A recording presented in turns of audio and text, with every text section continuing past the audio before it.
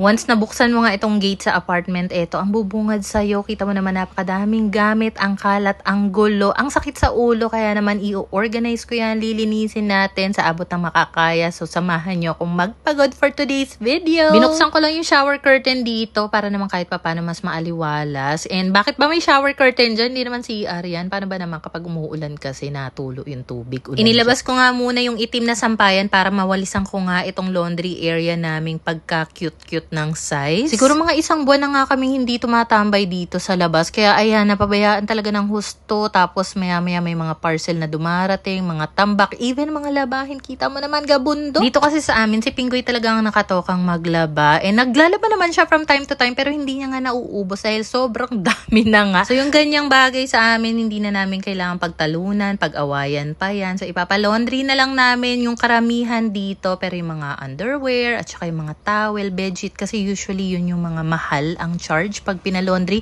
si Pinggoy na ang bahala doon. And kita mo naman sa sobrang dami ng gamit dito, paniguradong merong magko-comment na ang dami-dami nyo naman kasing gamit, bili kayo ng bili ng gamit, bakit hindi kayo mag-declutter? Alam mo, sa totoo lang, bihirang-bihira kaming bumili ng gamit. As in, karamihan ng mga gamit na meron kami dito sa bahay ay mga free product sample para kailangan magawa ng content. Yun lang talaga din yung perks ng pagiging affiliate. Yun nga lang, pag nasobrahan, ito yung kakaharapin mong problema kung saan mo ilalagay, especially sa tulad namin na napakaliit ng apartment namin.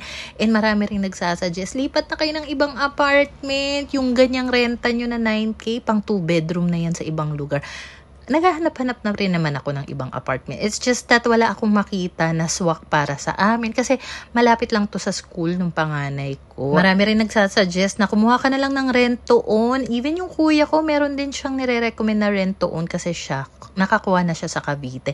It's just that, alam mo, depende pa rin talaga yan sa tao, no? Kasi kami, okay kami dito sa lugar na. At saka sa aming dalawa ni Pinggoy, itong si Pinggoy talaga yung hindi kayang lumayo dito sa parents niya. Sa totoo lang, actually, nung una nga, ayaw pa niyang bumukod. Pero ako naman, kating-kati na akong bumukod. So, ang nangyari, ayan, compromise kami. So, dito lang kami sa area lang din ng Laguna. Napadpad, yung malapit lang din sa parents niya. Kasi kung tutuusin, kung ako lang ha, kahit naman saan ako mapadpad, kahit nga mag-abroad kami, okay lang sa akin. It's just that, naiintindihan ko naman yung reason niya kung bakit ayaw niyan lumayo pa sa ngayon dito sa area niya. So, anyway, mabalik nga tayo dito. Ayan na nga, at nakapagwalis-walis na nga ako dito.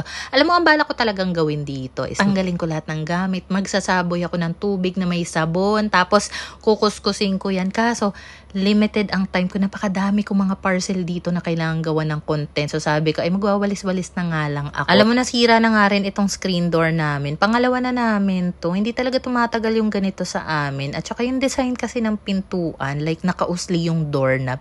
Hindi uubra yung normal na door screen na pinapagawa yung mga aluminum. So ayun na nga, sa ngayon ini-enjoy ko lang din talaga kung ano yung meron kami dito sa apartment namin, yung buhay namin dito. Kasi hindi naman forever kaming nandito, that's for sure. Eventually, mapupunta rin kami sa mas better, mas malaki. Pero sa ngayon, gagawa na lang muna ng paraan para kahit papaano maging maaliwalas naman dito kasi hodang napakadaming cabinet. Karamihan din pala ng mga nandito sa ibabaw ng mga cabinet. Meron akong kailangan paglaanan sa mga yan. So, eto nga pala yung buri blinds ko. Alam mo, kating-kati talaga akong ikabit siya dito kasi dito sa gate namin, since sobrang open nga so, for privacy na rin, gusto ko talagang maikabit ito dito. Iniisip ko nga, alambre. Eh, wala naman kaming alambre dito. Kayo ba, kung meron kayong ganito, paano ninyo na ikabit yung ganito ninyo?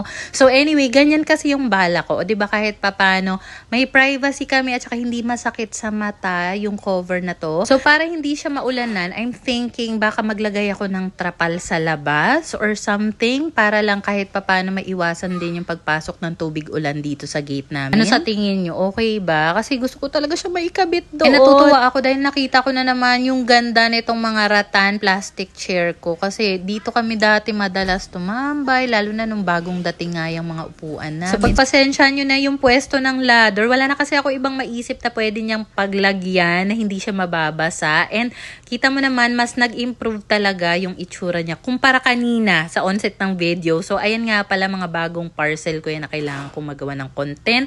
Then dito naman sa ibabaw ng cabinet, kasi yung karamihan sa gamit dyan, meron akong pagbibigyan. So, dyan na muna yan for the meantime. meantime. Then dito naman sa may bike ko pinatong yung camping chair, tent namin, Korean blinds, buri blinds, yung foldable wagon, yung trolley.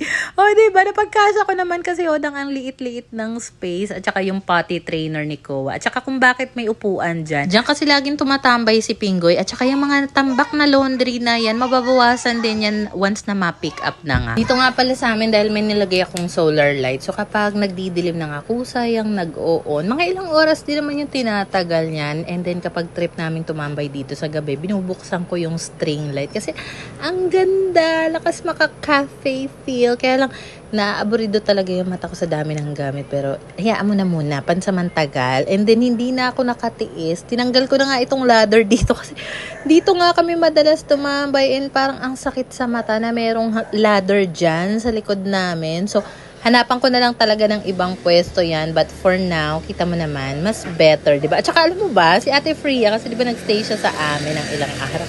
Nanlibre ng milk tea. Grabe naman talaga. Thank you, Ate Freya. So, salamat sa panonood ninyo. Ayun na muna for today's video.